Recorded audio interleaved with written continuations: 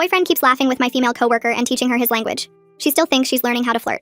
Trish started working at my waitressing job 5 months ago, and from the moment she saw my boyfriend Kaido, she set her eyes on him like he was the last infinity stone.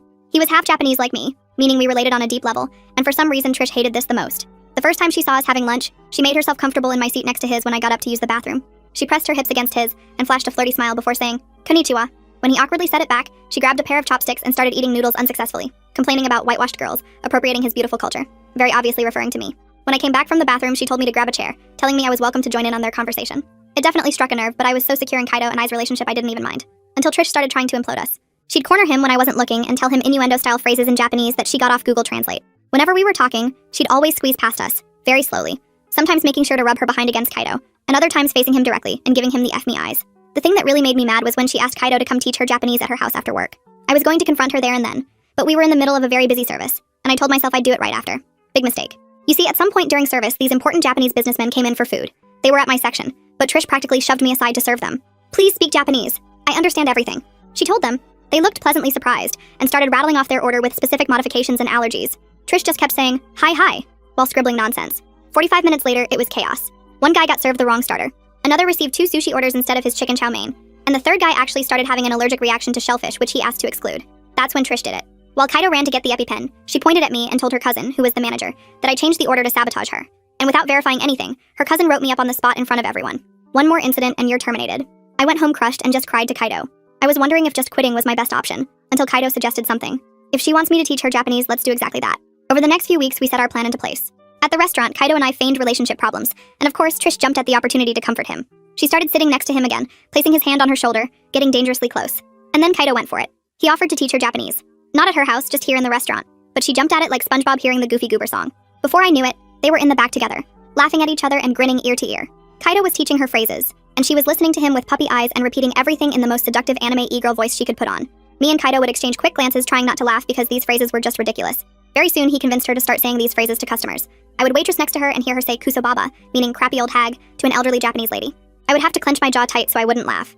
Another absolute gem I heard from here in one day alone were "busu shine," meaning ugly betch, go die, to a little 7-year-old girl with autism. What made the whole situation so much better was how every time after insulting a customer, she'd run to Kaido to tell him she did it like she was a 4-year-old old kid, showing you how quickly she could eat her crayon. All while Kaido would just smile at her and tell her she was doing great. For weeks, Trish insulted customers in Japanese, telling them "kusokuta shine," eat shit and die, "omae no senzo wo fakushiro," F your ancestors, or my personal favorite, "ore baka da kedo wakateru tsumori," I'm stupid and think I know what I'm saying. But then the owner's mother's 85th birthday party happened. She was fully Japanese and seeing her son for the first time in 3 years. The owner was there, and they reserved an entire section to themselves. It was set to be an amazing night. Trish was waitressing, and that's when Kaido did it. He convinced her to go take the woman's order and told Trish to take it in Japanese, which she did. She went up to the owner's mother and with the confidence of a Bradley Martin in a street fight with an MMA fighter said, "Konnichiwa, kusobaba tsukainai, ketsu ni kisushiro," meaning, "Hello, you dumb old good-for-nothing beach, kiss my behind." The restaurant went silent. The owner's face drained of all color like someone had pulled a plug and let everything good flow out. His hands started shaking so bad the napkin in his lap fell to the floor. He pushed his chair back real slow and stood up, the metal legs scraping against the floor making this awful sound that made everyone flinch. Every single person at that birthday table just froze like they were playing freeze tag. Nobody moved. Nobody breathed. The owner's eyes stayed locked on Trish's face, and I swear the temperature in the whole restaurant dropped 10 degrees. Kaido practically jumped over 2 tables trying to get to the owner, his mouth going a mile a minute in Japanese, his hands moving around trying to explain something. The owner raised one hand sharp and quick, cutting Kaido off mid-sentence without even looking at him. His eyes never left Trish. That's when Trish's cousin shot up from wherever she'd been hiding and started pointing at me, her voice getting louder with each word. She kept saying I must have done something to mess with Trish again, that I was jealous and trying to ruin everything. The owner's mother sat there with her hands folded in her lap, this look on her face like someone had just slapped her, but she was too polite to say anything. The owner reached down real gentle and took his mother's arm, helping her stand up from her chair. He spoke to her in this soft Japanese that sounded nothing like how angry his face looked. Then he turned to everyone at the reserved section and told them service would be paused while he handled this situation. His voice was so calm it was scary, like when your dad gets quiet instead of yelling and you know you're really in trouble. Trish must have thought she could fix this because she started talking again, more of those Japanese phrases tumbling out of her mouth. Each word made things worse. The birthday guests started pulling out their phones and I could see them typing stuff into translation apps. One lady's eyes went huge and she covered her mouth with her hand. Another guy actually laughed, but not in a funny way, more like he couldn't believe what he was hearing. Trish kept going, probably calling them all kinds of horrible things while thinking she was apologizing. Kaido grabbed Trish's arm and told her to stop talking right now, that she was making everything worse. She looked at him all confused, her face scrunched up like a little kid who doesn't understand why they're in trouble. She tried to pull her arm away and kept trying to talk, probably thinking if she just said more Japanese words it would somehow fix everything. The owner's voice cut through the room when he told Trish to leave the floor immediately and not come back until he called for her. Then he looked right at me and asked me to help the other servers calm the guests and continue service. The way he said it made it super clear this wasn't over, not by a long shot. I walked over to the owner's mother and bowed the way my grandmother taught me when I was little. I said I was sorry in Japanese for the disruption to her celebration, using the formal words I'd learned growing up. She looked at me with this disappointment that hit me right in the gut. My stomach felt like it dropped through the floor because I knew I was partly responsible for ruining this sweet old lady's special day. The kitchen was chaos when I went back there to grab some water pitchers. Trish's cousin cornered me between the prep station and the dishwasher, her face all red and angry. She started yelling that this was all my fault, that I'd been jealous of Trish since day one. The kitchen staff kept their heads down, chopping vegetables and stirring pots, but I could feel everyone listening. She got right in my face and said if I didn't fix this somehow, she'd fire me on the spot. Her spit actually hit my cheek when she was yelling. The rest of the shift was the longest 3 hours of my life. Every time I walked past the owner's table, I felt sick. The birthday cake sat there untouched. The candles never even lit. The owner had moved his mother to a quieter corner table, and they sat there talking quietly, while the party guests slowly trickled out, some of them shaking their heads and muttering to each other. When the shift finally ended, I practically ran to the parking lot. Kaido was already there, leaning against his car with his head in his hands. He looked up when he heard my footsteps and immediately started saying the plan went way too far. We sat in his car with the engine off, going back and forth about whose idea it was in the first place. He kept saying we should have known it would go bad when she started insulting regular customers. I kept saying he was the one who pushed her to do it at the birthday party. We were both defensive and guilty at the same time, our voices getting louder, then quieter, then louder again. Neither of us wanted to admit we'd let our stupid revenge plan hurt an innocent old lady on her birthday. The parking lot was almost empty by the time we stopped arguing, both of us just sitting there feeling awful about everything. My phone started buzzing in my pocket while we sat there. I pulled it out and saw a group text from the owner to all staff about a mandatory meeting tomorrow morning before opening. The message was only 2 lines long, but formal in a way that made my stomach drop. Kaido's phone went off at the same time and we both just stared at our screens. Other staff started replying with question marks and worried emojis, but the owner never responded. I drove home alone after dropping Kaido at his place and couldn't eat dinner. My roommate asked what was wrong, but I just went straight to my room. I laid in bed staring at the ceiling for hours. Every time I closed my eyes, I saw the owner's mother's face when Trish said those awful things to her. The hurt in her eyes kept replaying in my head. I thought about the businessman who got sick because of Trish's lies about understanding Japanese. I thought about how I let this whole revenge thing go way too far just because I was mad about getting written up unfairly. Around 3 in the morning, I finally dozed off but kept waking up every hour checking my phone to see if the meeting was canceled. It wasn't. I got to the restaurant 45 minutes early the next morning, but half the staff was already there looking nervous. The owner wasn't there yet, but this older guy in a suit was setting up papers at the big table we use for parties. Trish walked in with her cousin, and they both looked confident like nothing was wrong. When everyone arrived, the guy in the suit introduced himself as Pascal Levy, a senior manager from the owner's other restaurant downtown. He said he was here to conduct a formal investigation into last night's incident, and everyone needed to give their account of what happened. His voice was calm, but serious in a way that made it clear this wasn't just some regular staff meeting where we talk about new menu items. He had a yellow legal pad and started calling people up one by one to tell their version of events. Trish went first and immediately started crying. She said she had no idea what those phrases meant, and that I must have set her up because I was jealous of her relationship with Kaido. She kept wiping her eyes with tissues and saying she was just trying to be respectful to the owner's mother by speaking her language. Her cousin nodded along and added that I'd been causing problems since Trish started working here. Pascal wrote everything down without any expression on his face. When he called Kaido up next, I could see my boyfriend's hands shaking. Kaido sat down and looked at the table while he talked. He admitted he taught Trish the phrases but said he never told her what they really meant. He kept his eyes down, and I could tell he was struggling between protecting me and telling the whole truth about our plan. Pascal asked him why he would teach her wrong phrases, and Kaido just said it was a joke that went too far. Then Rick Walton raised his hand and asked if he could speak. Rick was this waiter who'd been there for 3 years and usually kept to himself. He stood up and told Pascal he'd been watching Trish use those same phrases on Japanese customers for weeks.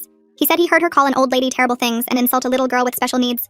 He also brought up how I got written up after the businessman incident when Trish was the one who messed up their order and caused the allergic reaction. Pascal's eyebrows went up and he started writing faster.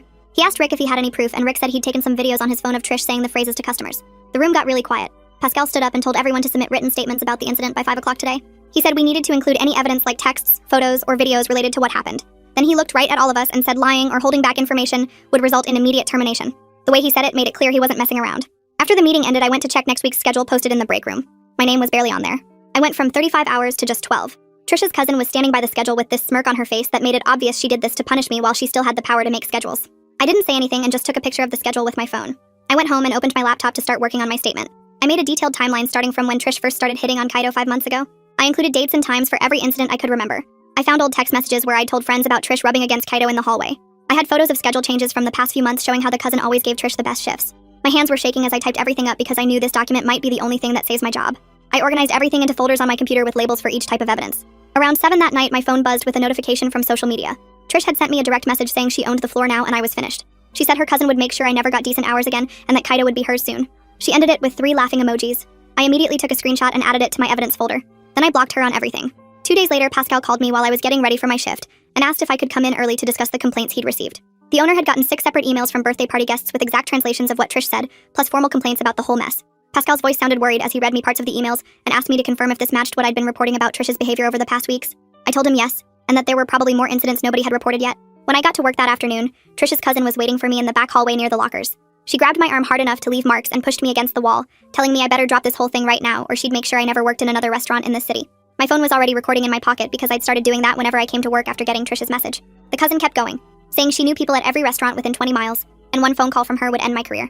She said her family had connections I couldn't even imagine, and that I was just some nobody who didn't matter. My heart was pounding so hard I thought she might hear it, but I kept the phone recording as she made threat after threat about what would happen if I didn't tell Pascal I was lying about everything. After she finally let go and stormed off, I checked my phone to make sure it caught everything, and it did. All 8 minutes of her threatening me. Rick found me in the break room later looking pretty shaken up and asked if I was okay. When I told him about the cousin's threats, he pulled out his phone and showed me something that made my stomach drop. It was a photo from 2 weeks ago during a shift when I'd been off sick, and there was Trish pressed up against Kaido by the walk-in cooler with her hands on his chest and her face inches from his. The timestamp showed 9:47 p.m., which would have been right before closing when barely anyone was around. Rick said he took it because he thought I should know what was happening when I wasn't there, and now he realized Trish had been way more aggressive than anyone knew. I stared at that photo feeling sick because even though I trusted Kaido, seeing her all over him like that when I wasn't around made me realize how hard she'd been pushing to break us up. That night after work, Kaido came over and I showed him the photo without saying anything at first. He immediately started explaining that Trish had cornered him that night, and he'd been trying to get away from her when Rick took the picture. I told him I wasn't mad about the photo, but I was mad that he never told me how bad it was getting when I wasn't there. We ended up having our first real fight in 2 years of dating, with me angry that he'd let things get so far without setting harder boundaries and him frustrated that I was blaming him for Trish's behavior when he'd been trying to handle it without making drama. We went back and forth for an hour, both exhausted from all this drama at work, until we finally agreed to stop all the schemes and just let Pascal's investigation play out without any more games. The next morning I called Conrad Whitaker, an employment lawyer my friend from college had recommended when I told her what was happening. Conrad listened to my whole story from the beginning, taking notes and asking questions about dates and witnesses. When I finished, he explained that while I had some protection against retaliation under employment law, my participation in the revenge plan made things complicated. He said teaching someone wrong phrases on purpose could be seen as creating a hostile work environment, even if Trish had harassed me first. Conrad told me to stick to just facts in any statements, avoid getting into online arguments about it, provide all evidence Pascal requested, and prepare myself for mixed outcomes. He warned that even if Trish faced consequences for harassment, I might face some too for the revenge plan, which wasn't what I wanted to hear but sounded realistic given everything that happened. He said the recording of the cousin threatening me was good evidence of retaliation though, and I should definitely submit that to Pascal. 2 days later, Pascal called Kaido in for a private interview about his role in teaching Trish the phrases. Kaido texted me right after saying he'd tried to minimize my involvement, but had to admit we were dating since Pascal already knew anyway from other staff. He said Pascal asked really specific questions about who came up with the plan and whether management knew what was happening. That same afternoon, the owner sent out a group email requesting any messages between staff members about the birthday incident be submitted for review. I sat at my kitchen table for an hour going back and forth about whether to submit Trish's bragging message where she said she owned the floor and I was finished. Part of me worried it would make me look petty, or like I was trying too hard to get her in trouble, but Conrad had said to provide everything requested. I finally decided to include it along with context about her pursuing Kaido for months and the cousin's threats, knowing it might make me look bad but wanting everything on record. Late that night, I put together my email to Pascal with everything attached, including the direct messages from Trish, photos of all the schedule changes over the past months showing how the cousin always gave Trish better shifts, my detailed timeline of events, and a formal request to remove the write-up from the businessman incident from my file. My finger hovered over the send button for 5 minutes before I finally clicked it, then immediately felt sick wondering what would happen when Pascal saw everything. Meanwhile, Pascal had been doing his own digging into the restaurant's systems and discovered something huge when he reviewed the point-of-sale records. The cousin had been going in and reassigning sections in the computer to move Trish's mistakes to other servers' records, including mine. The technical evidence showed a clear pattern going back 3 months of the cousin covering up Trish's errors by making them look like other people's mistakes, which explained why my sales numbers looked worse than they should have, and why I'd gotten blamed for orders I never took. The next morning, Pascal called me into his office where a middle-aged Japanese woman was already sitting with her teenage daughter. She explained how 3 weeks ago Trish had served them and called her mother Kusobaba, while smiling sweetly. Her daughter had studied Japanese in college and immediately knew what it meant, but her mom thought maybe she misheard. Now after hearing about the birthday incident, they realized Trish had been doing this on purpose the whole time. Pascal took notes while the woman showed him photos from that day where Trish was clearly visible serving their table. I sat there feeling my stomach twist because this was proof Trish had been insulting customers for weeks and we let it happen. Pascal thanked them for coming forward and asked if they'd be willing to provide a written statement, which they agreed to immediately. After they left, my phone buzzed with a group text from the cousin that made my blood run cold. She wrote that anyone cooperating with the investigation would find their hours cut to nothing and should remember who controlled the schedule around here. Rick forwarded it to me within seconds, asking if I'd gotten the same threat. I immediately screenshotted everything and sent it to Pascal's email with the subject line, "Evidence of intimidation," before the cousin could delete the message. Pascal read it right there in front of me and his jaw tightened as he picked up his phone to call the owner. That night, Kaido came over and we sat at my kitchen table staring at a blank document on his laptop. We both knew we had to come clean about teaching Trish those phrases on purpose, or the truth would come out anyway, and make everything worse. My hands shook as I typed out how the harassment started, the false accusation about the businessmen, and how we planned the whole revenge scheme. Kaido added his parts about deliberately teaching her insults while pretending they were polite phrases. We printed 2 copies and signed them both, knowing this confession might cost us our jobs, but lying would be even worse. 3 days later, Pascal scheduled another all-staff meeting in the main dining room before opening. Kaido and I sat together holding our statements while Trish glared at us from across the room, and the cousin stood near the door with her arms crossed. Pascal asked us to read our statements first, and my voice cracked as I admitted everything we'd done. I explained the months of harassment, the way Trish touched Kaido constantly, how the cousin always took her side, and yes, how we taught her those terrible phrases as revenge. Kaido read his part next, taking full responsibility for coming up with the specific insults and convincing Trish to use them on customers. The room was dead silent except for the sound of Pascal's pen scratching notes, while the owner sat in the corner with his face completely unreadable. When we finished, Pascal stood up and announced his decisions without any emotion in his voice. Trish was suspended immediately pending final review of all the evidence, including multiple customer complaints that had come forward. Kaido was also suspended for 2 weeks without pay for deliberately sabotaging service and endangering customer relations. The cousin was removed from all scheduling duties effective immediately, and would no longer have any management responsibilities. The room erupted in whispers and shocked gasps, but Pascal raised his hand for silence. He turned to me and said I would receive a formal warning for unprofessional conduct that would go in my permanent file. I wasn't suspended because the evidence clearly showed I was responding to documented harassment and false accusations, but my actions were still unacceptable. The warning letter spelled out that any similar incident would result in immediate termination. Part of me felt relief that I still had a job, but mostly I just felt hollow knowing I'd have this mark on my record forever. That night, my phone blew up with notifications as Trish posted on every social media platform, claiming she was a victim of discrimination and workplace bullying. She tagged the restaurant and called for boycotts, saying she'd been set up by jealous coworkers who couldn't stand seeing her succeed. Half the staff commented supporting her and calling the investigation unfair, while others started posting screenshots of her old posts where she bragged about getting me written up. Someone even found her messages about making Kaido hers and posted those too. The comments section turned into a complete war zone, with people taking sides and sharing more and more evidence. My fingers itched to respond and defend myself, but I remembered Conrad's advice about staying quiet and letting facts speak for themselves. Instead, I spent hours organizing every piece of evidence into labeled folders on my computer just in case this turned into a legal issue. I had the screenshots of threats, documentation of schedule changes, witness statements Rick had shared with me, and even security footage timestamps Pascal had mentioned. 2 days later, Pascal called me saying the owner's mother wanted to speak with me privately. My heart pounded as I drove to the restaurant knowing I had to face the woman whose birthday I'd helped ruin. She was sitting in a quiet corner booth when I arrived and gestured for me to sit across from her. I bowed my head and apologized in Japanese, telling her how deeply sorry I was for my part in ruining her celebration. I explained there was no excuse for what we did, and that I took full responsibility for letting revenge cloud my judgment. She listened without interrupting, her weathered hands folded on the table between us. When I finished, she looked at me for a long moment before speaking in accented but clear English. She said she was disappointed in everyone involved, but understood that the situation had been building for months with nobody in management paying attention. She wanted the restaurant to be better, to treat all workers fairly regardless of who they knew, and to respect customers of every background. Her son had already promised to bring in outside oversight to fix the toxic culture that had developed. She told me that while my actions were wrong, she could see I was genuinely sorry, and hoped I would learn from this experience. 3 days later, Pascal called everyone into the main dining room before opening, and stood at the front with the owner beside him. The owner's face looked tired but determined as he cleared his throat and started reading from a paper in his hands. He announced that after reviewing all the evidence and witness statements, Trish was terminated immediately for harassment and creating a hostile work environment. The room stayed completely silent as he continued, explaining that all staff would now be required to attend mandatory cultural sensitivity training starting next week. Several servers shifted uncomfortably in their seats while others nodded in agreement with the decision. The owner then turned to look directly at Trish's cousin, who was standing near the back trying to look invisible. He stated that she was demoted from manager to server effective immediately due to her failure to maintain professional standards and favoritism. The restaurant would have external HR oversight for the next 90 days to ensure proper management practices were followed. I watched as relief washed over the faces of servers who had dealt with her unfair treatment for months, but never spoke up about it. The cousin's face turned bright red and she started to protest, but Pascal cut her off with a raised hand. Next, the owner addressed Kaido, explaining he would receive a 2-week unpaid suspension and return on probation with a strict conduct plan. Kaido nodded and accepted it without any argument, keeping his eyes down the entire time. After the meeting, he told me he was grateful it wasn't worse, and that he'd learned a valuable lesson about taking things too far. Pascal pulled me aside afterward and informed me that my previous write-up about the businessman incident was removed from my file. The warning for the revenge plan would remain on record, but the owner respected that I owned my mistakes. That's why I was getting a second chance instead of being fired along with Trish. The following week, we all filed into the break room for our first cultural sensitivity training session. Some staff members rolled their eyes and checked their phones while others actually paid attention to what the trainer was saying. The trainer turned out to be really good, using real examples from our industry without being preachy or boring. Even the skeptics started participating when she made it interactive and relevant to our daily work. She had us role-play different scenarios and discuss how to handle cultural differences respectfully in service situations. By the end of the 2-hour session, most people seemed genuinely engaged and learned something useful. 2 weeks passed with everyone walking on eggshells around each other during shifts. The atmosphere was better without Trish and her cousin's favoritism, but the tension from everything that happened still hung in the air. I found myself dreading coming to work even though the actual harassment had stopped. Every time I walked past the section where the birthday party happened, my stomach would twist with guilt. That's when I realized I needed a fresh start somewhere without all this history and drama. I started browsing job listings online during my breaks and updating my resume for the first time in years. Rick noticed me looking at job postings one day and sat down next to me during our break. He offered to be my reference and pulled out his phone to show me a contact at a smaller family-run cafe downtown. He explained they valued their employees and didn't tolerate any workplace drama, which sounded perfect after everything I'd been through. The owner there was his friend from culinary school who ran a tight but fair operation. I called the number that afternoon and scheduled an interview for the following week. The cafe was cozy and warm, nothing like the formal atmosphere of our restaurant. During the interview, I was honest about the conflict without going into unnecessary detail about the revenge plan. I focused on what I learned about handling workplace harassment properly and the importance of going through proper channels. The owner seemed impressed by my honesty and asked thoughtful questions about my experience and what I was looking for. She offered me a position starting next month with slightly lower pay, but better hours and a healthier work environment. Meanwhile, Kaido enrolled in a conflict resolution class as part of his probation requirements at the restaurant. He came home after each session excited about what he was learning and started applying those skills to our relationship. We set clearer boundaries about keeping work and personal life separate, something we should have done from the beginning. We also established better communication patterns instead of jumping straight to schemes when problems arose. Things between us actually improved now that we weren't plotting together or dealing with constant workplace drama. He showed me the workbook from his class and we practiced some of the exercises together at home. It felt strange but good to be working on healthy conflict resolution after everything we'd been through.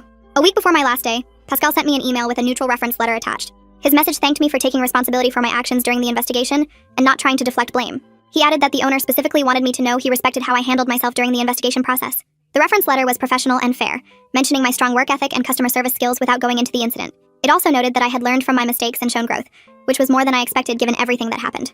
My last shift came 3 days later, and walking through those doors felt different knowing it was the final time. The morning prep went smoothly with everyone focused on their stations, nobody mentioning what happened or making eye contact for too long.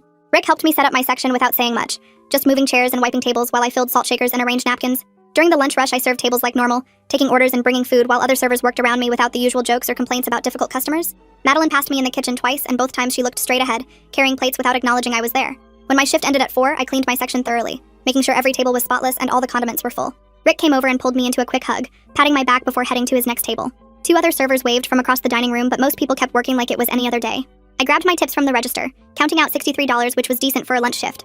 Walking to the back door, I passed the office where Pascal was doing paperwork, and he gave me a small nod through the window. The door closed behind me with its familiar squeak, and I stood in the parking lot for a minute, looking at the building where I'd worked for 3 years. A week passed before Kaido suggested we go eat there, saying he wanted their pasta special one more time. We got seated in what used to be my section, now covered by a new server I didn't recognize. The owner walked by our table carrying menus to another group and paused for just a second, giving us a brief nod before continuing to the back. The whole place felt different. Servers moving efficiently without the usual chatter. Managers actually managing instead of gossiping in corners. Our food came out perfectly timed and properly prepared, something that rarely happened when drama ruled the kitchen. Kaido paid and left a good tip while I looked around one last time at the familiar burgundy walls and hanging lights. My first day at the downtown cafe started the next Monday morning at 7. The owner showed me around the smaller space, only 12 tables compared to the 30 at my old job. She explained their simple system for rotating sections and how tips got pooled and split evenly among the morning crew. The coffee machine was older but worked fine, making the same hissing sounds as I learned to pull shots and steam milk. By noon, I'd served 20 tables and made $35 in tips. Less than before, but without anyone cornering me in the walk-in or spreading rumors about my personal life. 6 weeks settled into a routine of morning shifts, simple orders and going home without stress headaches. The money was tighter, but Kaido and I stopped fighting about work drama because there wasn't any to fight about. I slept through the night without replaying conversations or planning comebacks, just setting my alarm and showing up ready to pour coffee and serve eggs. Thanks for hanging out and exploring all those questions with me today. I really loved just wondering about things together. Can't wait to share more curiosity with you soon. If you made it to the end, drop a comment. I love reading all your comments.